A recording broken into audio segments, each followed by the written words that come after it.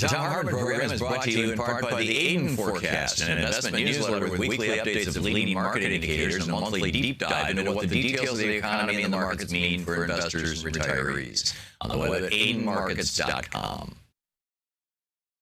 Wines have some of the highest pesticide levels in our food chain. This hour brought to you by ecowine.com. Pesticide-free wines, organic wines, imported from France by the organic wine company, ecowine.com. Hartmann Program is brought to you in part by Super Beets. Super Beets are sourced from non-GMO beets, and they're packed with dietary nitrates, helping to produce nitric oxide for more energy, stamina, and support for healthy blood pressure levels naturally. For more information, call 800-223-8242 or visit tomsbeets.com.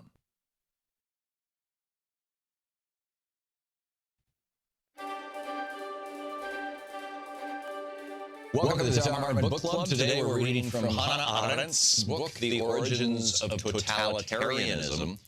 And I've, known about this book, read little pieces of it for decades. I mean, it's the classic work on totalitarianism.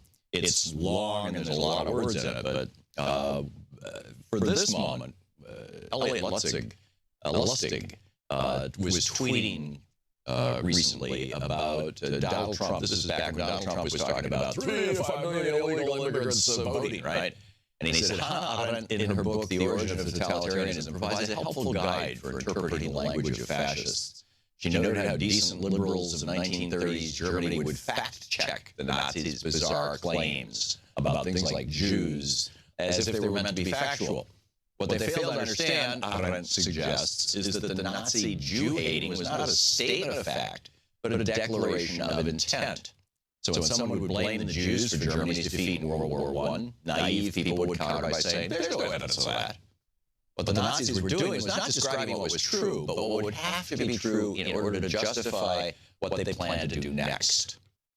So did 3 million illegals cast vote in the election? Clearly not. But fact-checking is just a way of playing along with their game. What Trump is saying is not that 3 million illegals voted. What he's saying is, I'm going to steal the voting rights of millions of Americans. So that's kind of a contemporary frame for this book. So let's read from the book itself. Here, this is from page 348. And she's talking about totalitarian movements and how they use propaganda, how they communicate with the public, and then the difference between terror and propaganda, the kind of terror that they can inculcate by just kind of randomly arresting people. Pretty much everybody's committed some kind of crime at some point, right? Arresting people, and on the one hand, that's the terror, or convincing the people. Totalitarian movements use socialism and racism by emptying them of their utilitarian content, the interests of a class or a nation. The form of infallible protection in which these concepts were presented has become more important than their content. The chief qualification of a mass leader has become unending infallibility. He can never admit an error.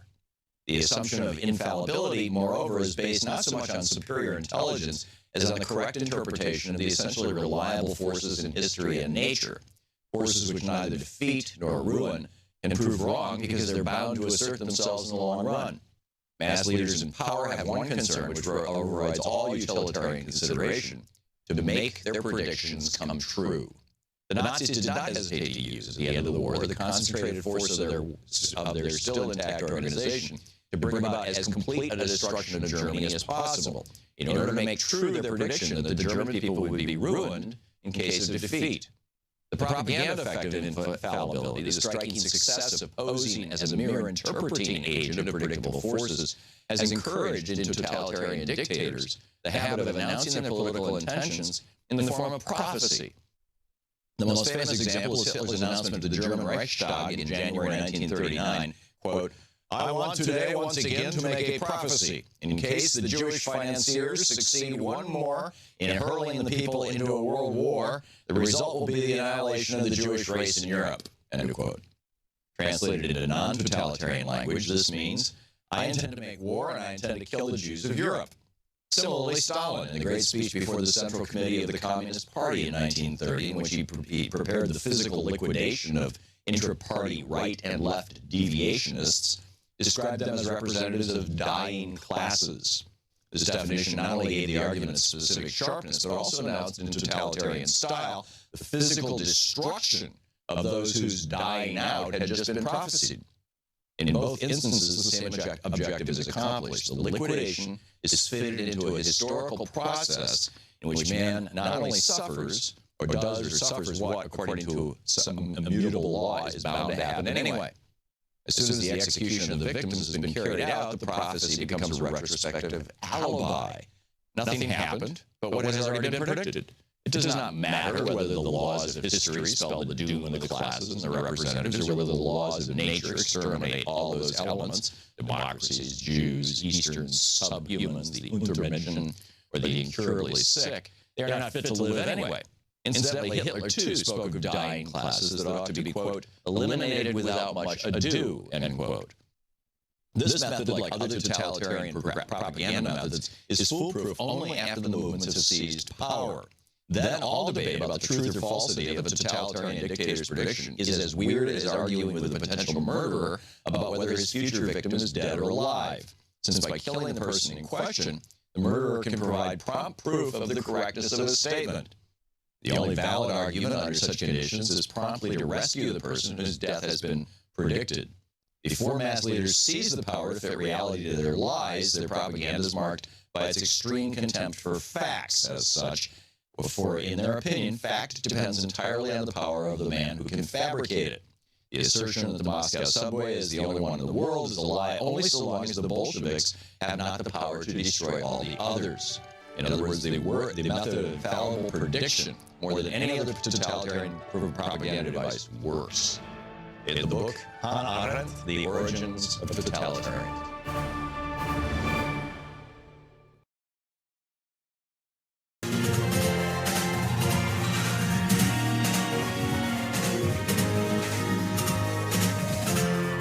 This is the Thom Hartmann Program.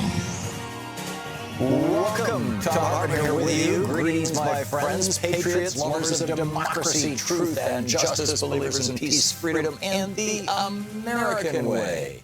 And on the line with us, right at this moment, hang on a second, let me put him on the phone here. Alexander Zaitchik. He is the freelance journalist, author of 3 books, is contributor to The Nation, Rolling Stone, The Guardian, and many others. His latest book, Out of the Ooze, the story of Dr. Tom Price. Previous 2 books, Common Nonsense, Glenn Beck and the Triumph of Ignorance, and The Gilded Rage, Wild Ride Through Donald Trump's America. Alex, welcome back to the program. Thank you. Great to be here, Tom. Thank you. And I should say your website is zaitchik.com, zaitchik.com. And so, Alex, tell us about this book. Or tell us about Dr. Price, I guess. Right. Well, he's in his very short stint as Secretary of Health and Human Services, he's become somewhat infamous, but I probably don't need to tell your listeners that there's a lot of swirling controversy around his head that is mostly stemming from his heavy trade in stocks while sitting on the House Ways and Means and budget committees. Drug doctors generally involved healthcare services and big pharma, which were policy areas that he was most active, and of course now is the most influential person in the country. So, the details of all these trades and, what some presume is, if not illegal, then certainly unethical, almost as important as the larger kind of thing that he represents, which is a profit-driven healthcare system. And he sort of is a caricature of this and has been a self-dealing player in this world for his entire career, going back many decades. But the larger point is sort of what he represents and the system that has allowed him to thrive and profit greatly from over the decades. So tell us about what he represents and what that system is. Well, it's a system that is based on private market actors and their drive for shareholder value. And that sort of trumps delivery of the ultimate social good, which is health care for our citizens. The price of drugs is a scandal, and they are that way because of the power of the industry that Tom Price has been an errand boy for. The price of medical instruments, from joint replacement parts to wheelchairs, the bills that go to Medicare are much higher than they should be, because Tom Price and his allies have been fighting more rational, cost-saving approaches to billing for Medicaid and Medicare. And then a larger scandal of making sure that those programs are cut, not expanded. Tom Price has been an active leader in the fight to make sure Medicaid is not expanded, especially to poor children with S-CHIP. In his home state of Georgia, he was leading the fight against S-CHIP expansion as a state senator, and then he continued that fight in the House, and now he's got a bunch of people around him who feel the same as him, that Medicaid should be shrunk and gutted, not expanded, and he has a similar vision for Medicare. Yeah. It's just a brutal philosophy that he embodies and always has.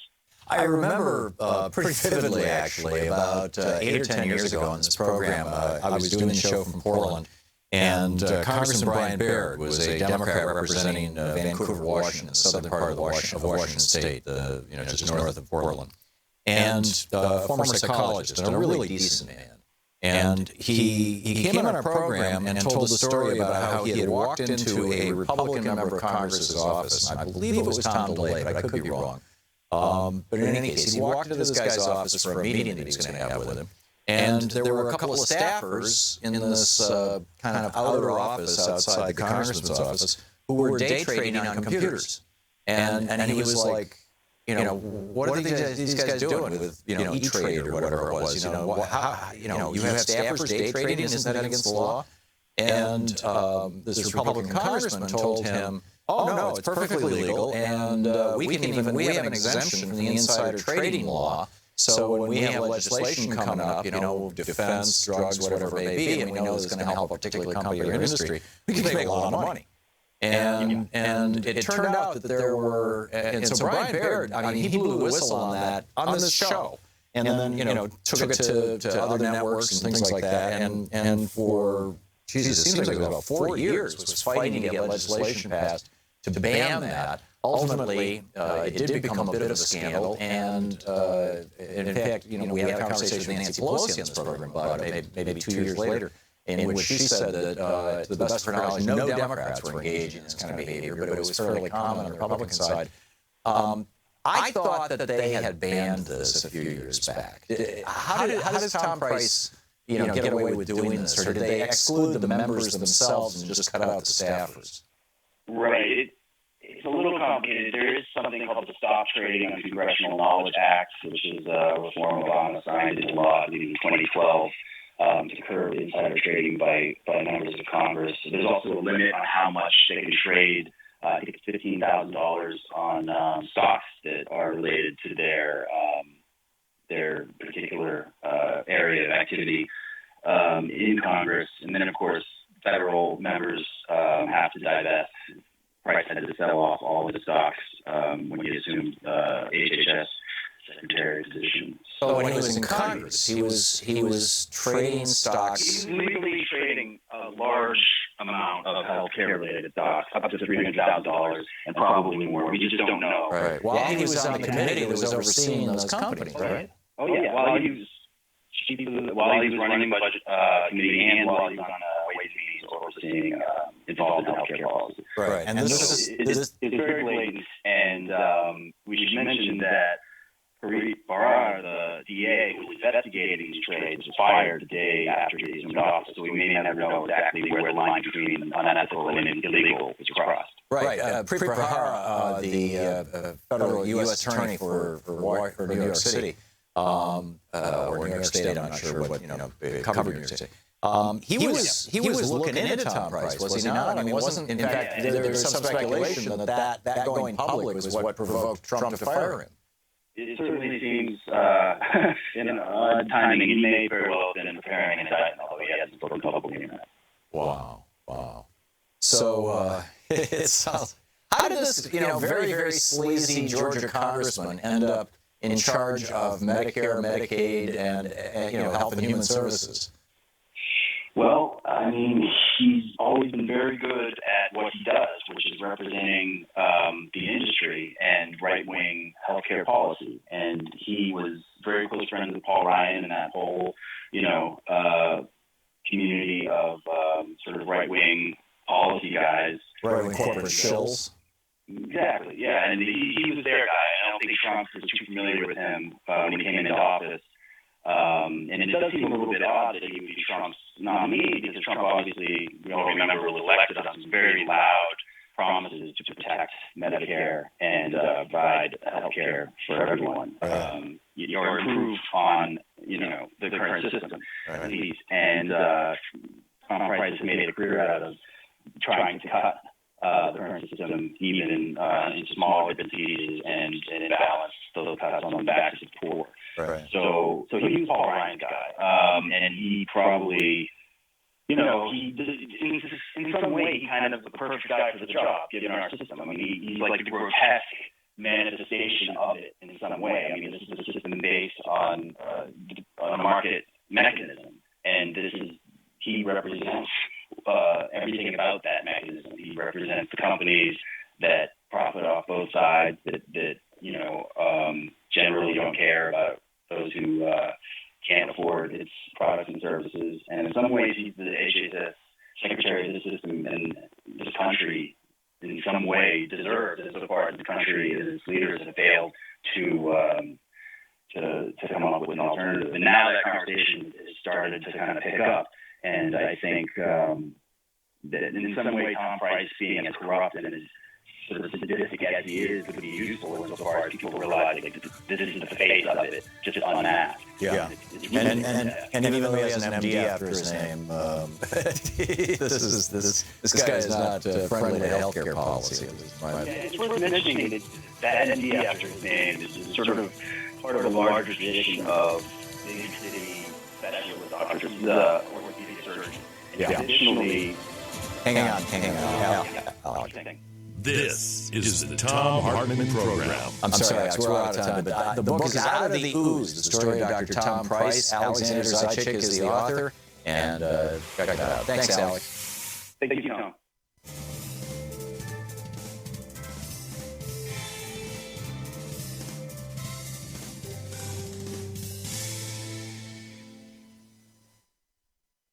And welcome back. Let's see here.